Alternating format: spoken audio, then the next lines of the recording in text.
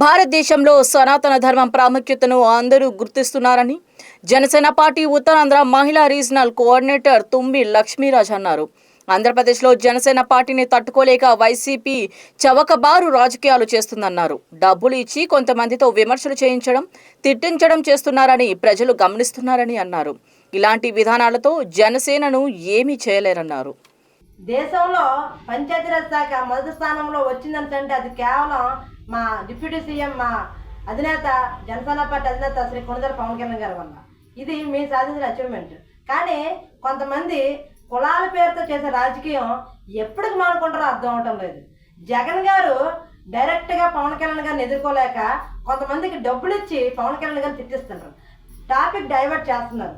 ముందేమో రెట్ల రాజకీయం అయిపోయింది, తర్వాత మొన్నటి వరకు కాపుల రాజకీయం అన్నారు, కాపులతో ప్లకార్లు పట్టుకుని వెళ్ళి చేయించారు. ఈరోజు దళిత క్రైస్తవులు అనేసి వాళ్ళతో రాజకీయం చేయిస్తున్నారు. ఎంతవరకు కరెక్ట్ అండి? ఇది నీచమైన సిగ్గులేని రాజకీయం కాదా? మీరు ఏ సందేశం ఇవ్వాలనుకుంటున్నారు? ఇంకోటి ఏంటంటే జగన్ గారు కూడా ఈ మధ్యన హిందూ ధర్మాన్ని గౌరవిస్తున్నారనేసి ఒంగోలేక కొబ్బరికాయ నిలబడి కొట్టతారు. అయినా సరే మేము ఎప్పుడు కూడా బాధపడలేదు, ఎందుకంటే ఎలాగోలా ఏదో పూజ చేస్తున్నాడు కదా అనేసి. ఒక కృష్ణారావు అనే వ్యక్తికి మీరు డబ్బులు ఇచ్చి పవన్ కళ్యాణ్ గారిని తిట్టండి అని చెప్పారు. ఇది రాజకీయంగా మీకు ఎంత సిగ్గుచేటో తెలియదు, కానీ మాకైతే మాత్రం చాలా బాధ అనిపిస్తుంది. ఎంతగా దిగజారాలా జగన్ అనేసి. ఓకే, పవన్ కళ్యాణ్ గారిని టార్గెట్ చేస్తే ఈయనకి డబ్బులు వస్తాయి, ఆయన ఫేమ్ పెరుగుతుంది కనుక కృష్ణారావుని ఒప్పుకున్నాడు. ప్రకాష్ రాజ్కి అవకాశాలు తగ్గుతున్నాయి కనుక పవన్ కళ్యాణ్ తిడితే అవకాశాలు వస్తాయని ఆయన కూడా ఒప్పుకున్నాడు, మంచిదే.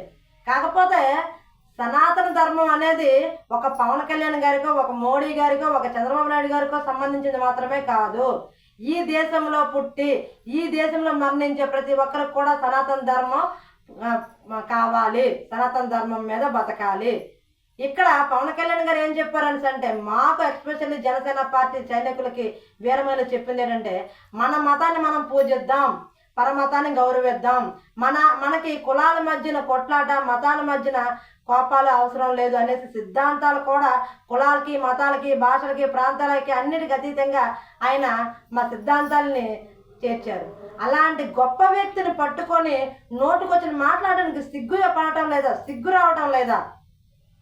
జగన్మోహన్ రెడ్డి నువ్వు ఇంతకంటే దిగజారితే వచ్చిన 11లో ఒకటి పోతుంది, జాగ్రత్తగా నువ్వు ఒక్కడవే గెలుస్తావు. రాష్ట్ర ప్రజలు ఈరోజు అభివృద్ధిని చూస్తున్నారు.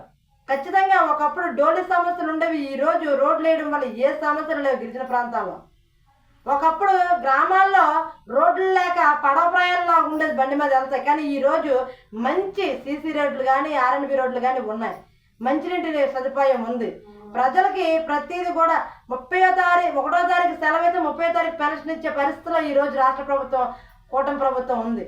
అలాంటిది పాలనని తట్టుకోలేక, కూటమి ప్రభుత్వం యొక్క మంచి పాలన తట్టుకోలేక నువ్వు చేసే ఈ రాజకీయాలు, నీచమైన రాజకీయాలు నువ్వు ఆపుకోకపోతే నీకు, నీ మనుగుడికి అసలు ఎక్కడ ఉండదు, పొంతన ఉండదు మెయిన్. అయితే ఈరోజు ప్రశ్నారావుని కోసం ప్రశ్నిస్తున్న ప్రతి ఒక్కరికి తెలియచేయింది ఏంటంటే, ఒక మహిళ వచ్చింది, అన్నా నేను దళితురాలను కదా, నా దళితులందరూ రండి అనేసి. ఎలాగొస్తారమ్మా దళితులందరూ? ఏం దళితులు జనసేన పార్టీలు లేరా? దళితులు సనాతన ధర్మాన్ని నమ్మటం లేదా? దళితులు అని కానీ, కాపులని కానీ, గిరిజనులని కానీ కాదు, మనందరం ముందు భారతీయులం.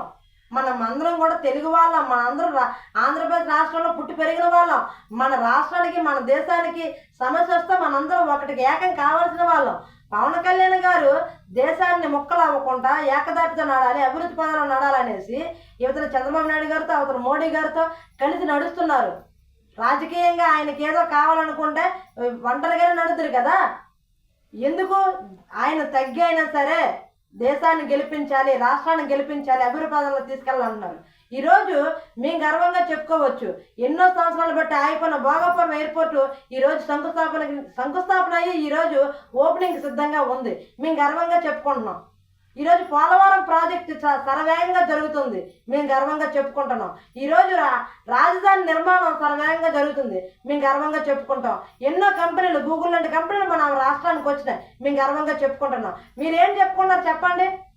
వైసీపీ ప్రభుత్వంలో ఏం చేశారో చెప్పండి? ఏమి చేత కాక, మీరేమి వర్క్ చేయక 5 సంవత్సరాలు రాష్ట్రం అధోగతి పాలైపోయిందయ్యా. ఈరోజు రాష్ట్రం నడుస్తున్న అభివృద్ధిలో నడనివ్వచ్చు కదా. ఈ ప్రశ్నరావణ్ గారు మాత్రం ప్రశ్నరావణ్ అనే వ్యక్తి మాత్రం న్యాయ వ్యవస్థ ఖచ్చితంగా చర్యలు తీసుకోవాలి. ఎందుకంటే ప్రశ్నరావణ్ అనే వ్యక్తి హిందూ ధర్మాన్ని, సనాతన ధర్మాన్ని, ఇండియన్ ఆర్మీని అన్నిటినీ కూడా మా మనోభావాలు, దేశంలో ఉన్న ప్రతి ఒక్కళ్ళ మనోభావాలు దెబ్బతినేటట్టు వీడియోలు చేశాడు. ఇలాంటి వాళ్ళు దేశానికి చాలా వెన్నుపోటుదారులు. వీళ్ళ వల్ల దేశ మనుగడలో చాలా సమస్యలు వస్తాయి. దేశంలో విచక్షణ కోల్పోయి కుర్రోళ్ళు తయారవుతారు ఇలాంటి వాళ్ళ వీడియోలు, ఇలాంటి వాళ్ళ స్పీచ్ల వల్ల. ఎందుకంటే వీళ్ళు దేశాన్ని కలిపే ఆలోచన ఎక్కడా లేదు. దేశంలో ఉగ్రవాదుల కంటే దారుణంగా తయారవుతున్నారు. ఇలాంటి వాళ్ళని ఖచ్చితంగా మన భారతదేశంలో ఉన్న న్యాయ వ్యవస్థలో చర్యలు ఖచ్చితంగా తీసుకోవాలి. వీళ్ళ మీద కేసులు నమోదు చేయాలి, వీళ్ళు జైల్లో పెట్టాలి. వీళ్ళు మనుషుల మధ్య తిరిగితే దేశాన్ని 3 ముక్కలు చేయడంలో ఎటువంటి ఇది లేదు. వీళ్ళకి మతపిచ్చో కులపిచ్చో లేదు. వీళ్ళకి దేశం మీద వ్యతిరేకత మాత్రం ఉంది. నిజంగా వీళ్ళకి కులపిచ్చున్నా మతపిచ్చున్నా వాళ్ళ మతాన్ని గౌరవిస్తారు, వాళ్ళ మతాన్ని పూజిస్తారు, పరమతాన్ని గౌరవిస్తారు, వాళ్ళ కులాన్ని గౌరవిస్తారు, మిగతా కులాలను కూడా గౌరవిస్తారు, వాళ్ళ కులాల ఆచరణలు కాపాడుతారు. కానీ వీళ్ళకి దేని మీద గౌరవం కానీ మర్యాద కానీ ఏదీ లేదు. ఈ ప్రకాష్ రాజ్ అనే వ్యక్తికి బుర్రా బుద్ధి ఉందో లేదో అర్థం అవుతుంది. ఎందుకంటే ఆయన బతికింది తిన్నది అంతా కూడా ఈ దేశం సొమ్ము. ఈ దేశంలో వీళ్ళు సినిమాలు చేయబట్టి మాత్రమే ఆయన అంత పెద్ద స్టార్ అయ్యాడు. కామెడీ యాక్టర్ కంటే దారుణంగా ఆయన ఈరోజు కామెడీ చేసేస్తున్నాడు. చేసిన కామెడీ కూడా గౌరవంగా లేదు. ఆయన సనాతన ధర్మం అంటే అంత వ్యతిరేకత ఉన్నవాడు ఈ దేశంలో ఎందుకు? నువ్వు వెళ్ళిపో. ఏ దేశంలో అయితే నీ యొక్క హేతువాదులందరూ కూర్చొని భజన చేసుకున్నారో ఆ దేశానికి వెళ్ళిపో. మీరు హేతువాదులు అన్నప్పుడు ఏ మతానికి ఏ కులానికి సంబంధం లేకుండా మాట్లాడాలి. అంతేగాని మాలో మాకు కక్షలు తేడానికి, మాలో మాకు యుద్ధాలు తేడానికి మేము దళిత క్రైస్తవులను మాట్లాడడం ఎందుకు? ఒక మహిళ కాదు, ఒక పురుషుడు కాదు, ఒక మతాన్ని ఒక కులాన్ని మాట్లాడేటప్పుడు కనీసం మీరు ఆచరించే దేవుడైనా మీకు కరుణించేలాగా మీరు మాట్లాడాలి. ఈరోజు మీరు పెట్టిన ఏదైతే సభ ఉందో ఆ సభలో మీరు మీ దేవుని పూజిస్తూ ఉంటే కనీసం మీ దేవుడైనా మీకు కరుణించడేమో. ఈరోజు మీ దేవుడు కూడా మీకు వ్యతిరేకంగా ఉన్నాడు. ఎందుకంటే మీరు పెట్టింది ఆయన గౌరవాన్ని మర్యాదని ప్రజల్లో తీసుకెళ్ళడానికి కాదు, మీ మత ప్రచారం కోసం కాదు. మీరు పెట్టింది కేవలం పవన్ కళ్యాణ్ గారిని తిట్టడానికి, సనాతన ధర్మం తిట్టడానికి. అందుకని మీరు గౌరవించి పూజించే దేవుడు కూడా మీకు వ్యతిరేకత అయ్యాడు. కనుక ఈ దేశంలో ఎటువంటి మత విద్వేషాలు తేకుండా ఉండాలంటే ఇలాంటి చీడ పురుగుల్ని ఖచ్చితంగా జైల్లోనే పెట్టాలి, లేదా దేశ బహిష్కరణ చేయాలి. అప్పుడే దేశానికి బాగుంటుంది. అలాగే మా జనసేన పార్టీకి వస్తే మా దగ్గర క్రైస్తవ సోదరులు ఉన్నారు, దళిత క్రైస్తవ సోదరులు ఉన్నారు, హిందువులు ఉన్నారు, ముస్లింలు ఉన్నారు, జైన్లు ఉన్నారు, బౌద్ధులు ఉన్నారు. మా జనసేన పార్టీలో మా ఆదర మోహన్ రావు అనే మా బ్రదరు దళిత క్రైస్తవుడు. ఆయనకి పార్వతీపురం ఇన్ఛార్జ్ ఇచ్చారు మా పవన్ కళ్యాణ్ గారు. నిజంగా ఆయనకి అలాంటి వివక్ష ఉంటే ఆ వ్యక్తిని తీసుకొచ్చి అక్కడ కూర్చోబెట్టరు కదా. మాకు హుస్సేన్ ఖాన్ని జిల్లా కమిటీలో వేశారు. మాకు మతాల మధ్యలో ఉంటే పవన్ కళ్యాణ్ గారు ఇలా కమిటీలో వ్యక్తులు లేరు కదా. ఆయన అన్ని మతాలు గౌరవించి మాట్లాడుతున్నారు. మాలో మాకు ఏమీ లేదు, మేమందరం కూడా బాయి అనుకొని ఉంటాం. కనుక ఇలాంటి కులాలకి మతాలకి మధ్యన చిచ్చు పెట్టకూడదని మనస్ఫూర్తిగా కోరుకుంటూ ఇంకోసారి న్యాయ వ్యవస్థను కోరుకున్నది ఏంటంటే, అయ్యా మీకు చేతులైతే నమస్కారం చేస్తున్నాం, ఇలాంటి చీడ పురుగుల మీద ఖచ్చితంగా దేశ బహిష్కరణకి వేయాలని మనస్ఫూర్తిగా కోరుకుంటూ